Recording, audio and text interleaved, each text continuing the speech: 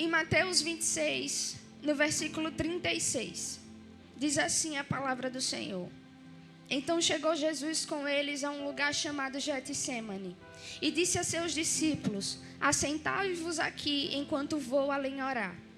E levando consigo Pedro e os 2 filhos de Zebedeu, começou a entristecer-se e angustiar-se muito. Então lhes disse: a minha alma está cheia de tristeza até a morte. Ficai aqui e vigiai comigo. Indo um pouco adiante, prostrou-se sobre o seu rosto, orando e dizendo: meu Pai, se é possível, passa de mim este cálice. Todavia, não seja como eu quero, mas como tu queres. E voltando para os seus discípulos, achou-os adormecidos e disse a Pedro: então nem uma hora pudeste vigiar comigo? Vigiai e orai, para que não entreis em tentação. Na verdade, o espírito está pronto, mas a carne é fraca. Amém? Jesus já sabia o que iria acontecer com ele, que ele seria crucificado. E a Bíblia vai dizer que ele vai para o Getsêmani, jardim da oração. E leva com ele os seus discípulos mais próximos, aquele com quem ele tinha mais intimidade, aquele com quem ele se abria, aqueles que teriam estrutura para ver a nudez que ele queria mostrar, porque ele, apesar de ser 100% Deus, ele era 100% homem também. E ele precisava mostrar que, como homem, ele superou coisas que não era por ser Deus que ele superaria, mas como homem era capaz de superar também, para mostrar que nós, na nossa humanidade, somos capazes de superar também dores, sofrimentos, solidões, abandonos, traições, porque aqui ele foi traído também por Judas, aqui ele sofreu, aqui a Bíblia vai dizer que ele teve amargura de alma. Então no Getsêmani foi momento de Deus sentir angústia, de Jesus sentir medo, de Jesus ser traído, mas ele até pediu ao Senhor, porque ele sabia que, se possível fosse, Deus poderia tirar dele aquele cálice. Mas era necessário para que se cumprisse a palavra de Deus. Era necessário para que a gente pudesse ter vida, e vida com abundância. E o que eu acho interessante é que ele estava na hora no lugar certo e na hora certa.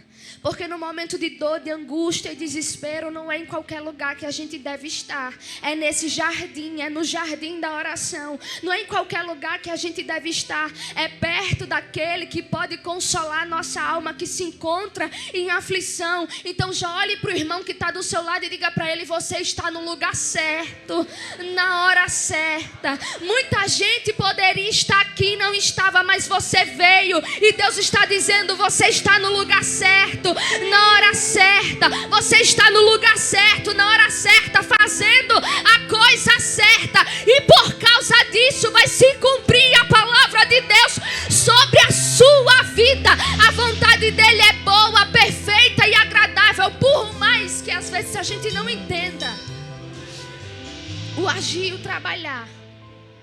Tem dores que ele poderia até nos livrar, poderia, porque ele é soberano e ele tem poder para livrar de qualquer coisa.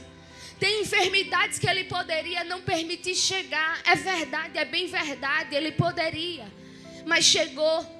Tem vergonhas que ele poderia evitar, mas às vezes chega, ele não evita. Tem exposições que ele poderia abafar para que a gente não fosse exposto, mas às vezes ele permite a exposição, mas ele sempre permite com um propósito. Tem dores que são necessárias, tem aflições que são necessárias, porque ele é quem sabe o plano que tem ao respeito de cada um de nós. São planos de paz e não de mal, para nos dar o fim que esperamos. Não é o fim que ele espera, é o fim que a gente espera, porque ele não precisa se realizar em nós, ele já é realizado. Ele quer que a gente se realize nele, na presença dele. E nós, humanos que somos limitados, e a nossa mente também é limitada. E por mais que a gente diga que crente não viva por vista, vive por fé, ainda assim a gente costuma muitas das vezes a andar por vista. Ele soberano, sábio, do jeito que é. Ele sabe que às vezes a gente pensa pequeno demais. A gente às vezes até limita, acaba até limitando o poder dele diante daquilo que a gente almeja, espera e pede para ele. Eu me lembro daquela menina de Naamã. Ele poderia ter evitado que a menina fosse sequestrada à força e levada cativa como escrava. Ele poderia. Mas era necessário que Deus permitisse aquilo, porque Ele queria resgatar um Naamã. Ele queria não somente curar um Naamã, mas Ele queria resgatar e fazer Naamã conhecer a Deus. E não somente Naamã, mas toda aquela nação. Então entenda uma coisa: os sofrimentos que você enfrenta hoje, as aflições que Deus permite você passar hoje, elas não são à toa e não são em vão. É por um bem maior, é por uma causa maior. E eu quero declarar sobre a sua vida que as aflições de hoje, os choros de hoje, as renúncias de hoje, os choros, as aflições, as lágrimas que já foram derramadas, não são à toa e nem em vão. E através de você, através desse sofrimento, através dos lamentos, Deus vai restaurar pessoas, vai resgatar pessoas. Através de você, Deus vai movimentar muitas pessoas.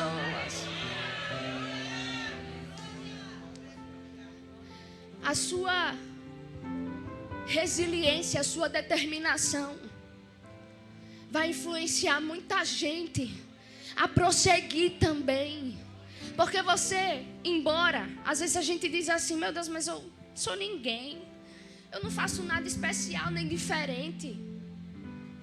Mas aonde quer que você vá, em algum lugar sempre vai ter alguém observando você, admirando você, se espelhando em você. E sempre vai ter alguém que, se você parar, esse alguém vai parar também. Mas se você continuar, esse alguém vai olhar e vai encontrar força para continuar também. Você não vai saber todo mundo que a sua vida abençoou, que a sua vida levantou, que a sua vida carregou. Mas quem já foi carregado, quem já foi abençoado, quem já foi curado, vai saber que foi por você. E hoje eu quero liberar sobre a sua vida renovo, resiliência, restauração nos pensamentos, na alma, no corpo. Hoje você vai sair daqui com fé para aguentar mais um pouquinho. Hoje você vai sair determinado a beber o cálice amargo se preciso for, mas você não vai perder a promessa de vista, porque Deus me trouxe aqui para lhe dizer: a promessa está de pé. E se você não parar no meio do caminho, você vai viver o cumprimento da promessa.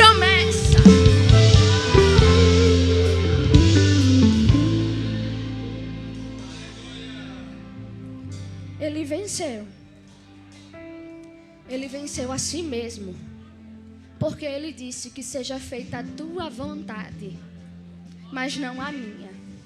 Só quem é corajoso é que faz isso. Os covardes não. Os covardes desistem. Os covardes dizem: é isso que eu quero, o meu desejo é esse, a carne está pedindo isso, então eu vou fazer o que a minha carne está pedindo. Esse povo nem merece, porque de fato tem gente que não merece o sacrifício, o choro, mas ele merece. E quem busca ele pela motivação certa, quem tem uma motivação muito grande, não para porque está sozinho. Perceba que quando ele foi orar, os discípulos estavam dormindo, mas ele não deixou de orar porque não tinha alguém orando junto com ele.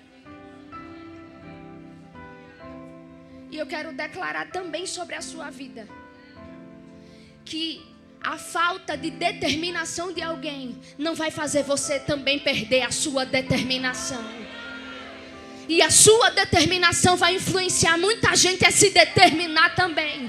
Mas o desânimo de alguém não vai desanimar você. O fato de alguém estar abalado na fé não vai abalar a sua fé. O fato de alguém ter parado não vai fazer você parar. O fato de alguém não estar vigiando e nem orando não vai fazer você deixar de ser vigilante e não vai fazer você deixar de orar, porque ele não estava ali por conta de companhia, ele não estava ali porque ele queria receber o que queria, não, porque ele disse que seja feita a tua vontade e não a minha.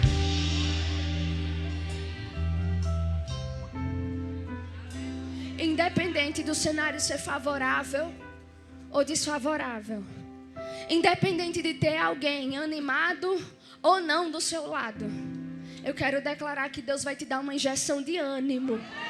E o desânimo de alguém não desanima você. O que abalou alguém não vai abalar você. E para eu entregar o microfone, todos que eram crucificados tinham seus ossos quebrados. Mas nenhum osso de Jesus foi quebrado. Porque era a promessa, estava na palavra dele também, que nenhum osso dele seria quebrado. E o Senhor vela para cumprir com a sua palavra. E quando eu estava sentada ali, estava dizendo, osso, Senhor, osso fala de quê? Fala de estrutura. E eu quero declarar sobre a sua vida que nada e nem ninguém vai ter poder para quebrar a sua estrutura. Ninguém vai ter poder para abalar a sua estrutura. A sua estrutura. O Michael Tocha não fala sobre receber cálcio nos ossos. Hoje Deus está dando cálcio nos teus ossos, porque a tua estrutura não vai ser abalada. O inimigo pensou que ia desestabilizar. O inimigo pensou que ia quebrar o teu emocional, o teu psicológico. Mas hoje Deus te trouxe aqui para te dizer, receba cálcio, porque a tua estrutura não será abalada. Tu vai ficar de pé independente do que se levantar. Pode se levantar tempestade, pode se levantar vento, pode se levantar o que for, mas a tua estrutura não vai estar abalada. Você vai permanecer de pé. Você vai permanecer de pé, porque hoje Deus visita a tua estrutura. E se você crê nessa palavra, glorifique o nome santo do Senhor Jesus.